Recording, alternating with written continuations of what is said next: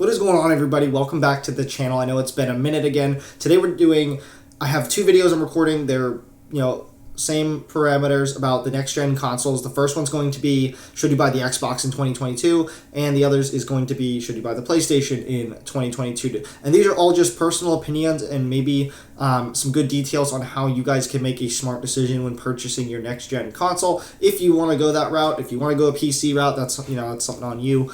But these are just, my opinions solely, how I feel about the next-gen consoles. Now, I don't have the Xbox Series X, so I'm going to put that out there now. I'm working on maybe getting one. But I do have the PlayStation 5, so I'm going to give you some personal gripes on that. And just my experiences with what I'm working with the Xbox. If you guys do enjoy the video, please be sure to smash the thumbs up button, consider subscribing here, and turn on the notification bell so you guys never miss uploads. We are doing a giveaway once we hit YouTube Partner. The details are in the description for you, so just be on the lookout for that. Without further ado, let's get into should you buy the Xbox in 2022.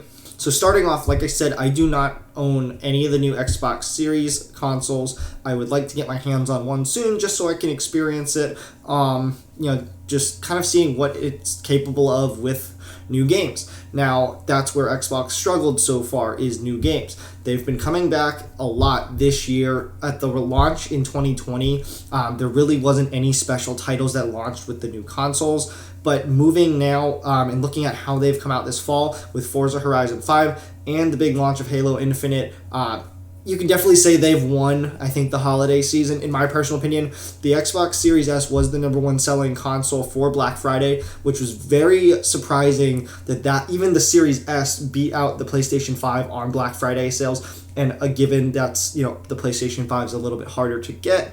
But also with Forza Horizon 5 and Halo Infinite, I think Xbox won the holiday season by a landslide. Now, the #1 thing why I think you should, if you're going down that route of picking out a new console and you want to look at solely the best deal in gaming, Xbox Game Pass. It's not going to disappoint you. You can even use Xbox Game Pass without having any brand new console. You don't even need the old one. That's the best thing about it. It's $15 a month, and it has over probably hundreds of titles. I do have a picture up here just to kind of prove. The biggest thing that they've done with the new series is the Xbox Smart Delivery, where those games are going to optimize the best way for the console they're running on, so you get the best performance out of it and the best experience. So if you're running an Xbox Series X, you're going to get the best of the best. Now, for me personally, I have a Xbox One S, so it's the first 4K model of the One, but trying to play Halo Infinite on it, it has to optimize down so I can get the best gaming experience possible on it, which is something really cool that Smart Delivery offers. But if you now, you're a new owner of the Series S or the X, or, you have a high-end PC, those games are going to get scaled up. And the cool thing about all the scaling for these games is there's no charge for it.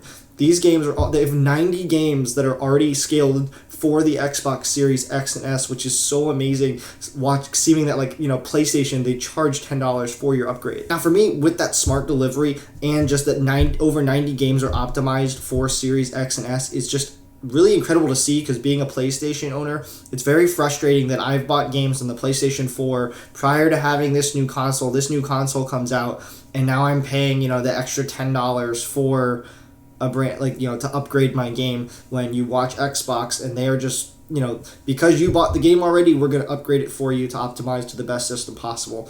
I think that's amazing through Game Pass. Now, I'm new to testing this out, but it's, for people who don't have the new console yet, but you did, you indulged in Game Pass, Xbox xCloud. Now, it's still in beta, so it still has, a little bit of issues, but to be able to basically take Game Pass, I am running an old computer. I don't even know how it still functions to edit my videos.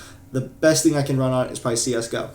So take that into account when I'm saying I'm playing Xbox, the Xbox on my computer at the best possible, I'm getting 4K 60 frames. Now, given it stutters out a little bit, the controller can seem to drift off a little bit, but given it's a beta. Xbox xCloud's really cool. You can play it on your phone, laptop, like I said, computer, whatever you got. You can even, if you have an older console like the first generation Xbox One, you can use xCloud on it, and it's a really great option if you want to, try to scale those games up for yourself. Now, what they said is the xCloud, when it's running that game, it's pulling that game and it's running on the new hardware for the Series X at some database place somewhere, and then as long as you have 10 megabytes of download speed, you can play those games. Now, given the Xbox, the Series X is still a little bit harder to get. Having that offer of only a $299 for a next-gen console with the Series S, and you're only losing a little bit of power, I think was a great option, a really great budget option.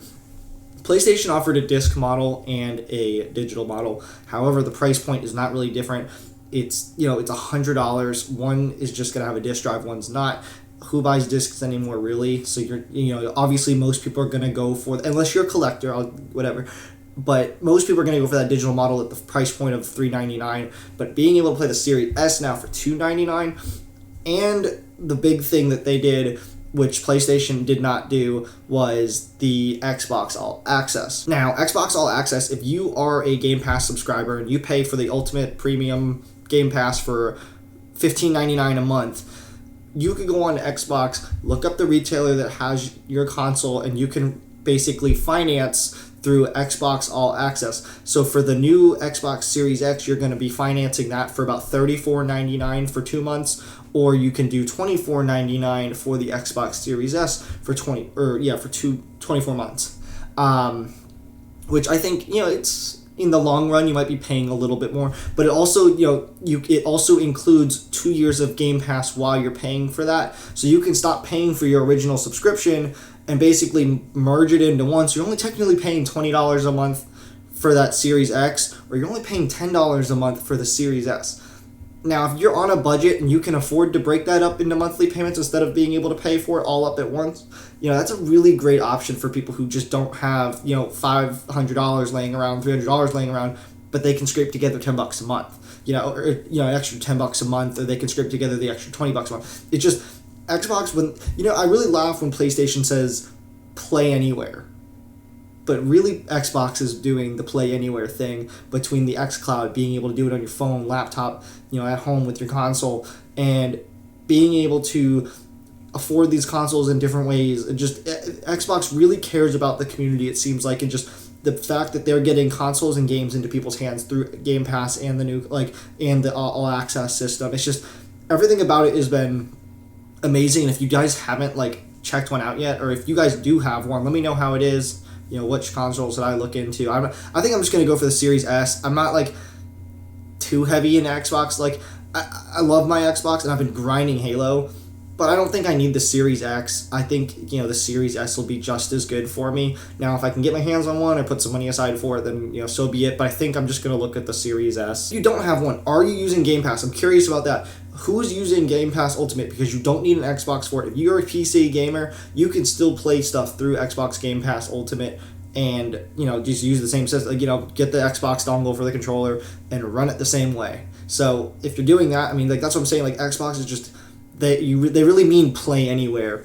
And they're really, I think, taking that away from PlayStation, which has been crazy to see. Now, for me, I've been seeing all that stuff on the timeline, just all the stuff that Xbox has been tweeting out. And I'm just thinking to myself, why didn't I get one? I love the PlayStation. It's been great. I like, the exclusives. But really, at the end of the day, I think Xbox is just doing it better for someone like me who's not really going to... I don't know. I don't like waiting for new game. I don't want to pay for, filler games, if that makes sense. Waiting on the new exclusives to come out in 2 years. Xbox Game Pass, 150 games all right there. All the games they're partnered with, including Bethesda games and Gears of War and Halo and Forza and all that stuff, that's straight to Game Pass day one. Dark Alliance, it wasn't the biggest budget game, but Dark Alliance straight to Game Pass day one. Back 4 Blood straight to Game Pass day one. Aliens Fireteam Elite, whatever that game that just came out, it's going to Game Pass this month. They're just doing it so good over there. I'm just kind of jealous, and I wish I had that new console to experience that stuff on. So that's going to do it for the Xbox video. Be sure to get tuned into the PlayStation 5 and if you should buy that in 2022 video. Let me know what your thoughts are down below. I'm really curious just to hear everyone's thoughts. And I know this is a little bit different idea on the channel. We're kind of veering away from games and moving into consoles. So, but if you guys did enjoy the video, please be sure to smash the thumbs up button. Consider subscribing here if you guys are new, and turn on the notification bell so you guys never miss an upload. As always, my name is Ross, and I will see you guys in the next video.